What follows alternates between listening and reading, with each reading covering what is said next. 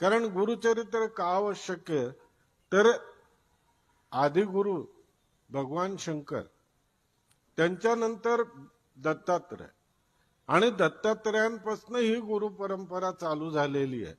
आणि मग त्यातलं जे आहे मानव रूपातलं पहिलं ते प्रभू म्हणजे श्रीपाद श्री वल्लभ, त्यांच्यानंतर नरसिंह सरस्वती, असे हे दोन चरित्र नायकांचं संक्षिप्त रूपातलं चरित्र याला म्हणता येईल असं एक वाटतं. पण हे म्हणत असताना आपण एक अजूनही असा विचार करा की ज्या वेळेला मानव रूपातली सद्गुरूंची परंपरा ज्या वेळेला चालू झाली या दोघांपासून पुढं, मग या परंपरेत इथं लावलेले आपण फोटो, आपल्या मनातले फोटो आणि इतर जे काही सद्गुरू सगळे आजपर्यंत अस्तित्वात आहेत ते, सध्या आहेत ते, होऊन गेलेत ते आणि पुढे होणार आहेत ते, मग हे सगळेच सद्गुरू झाले, सगळेच गुरु झाले.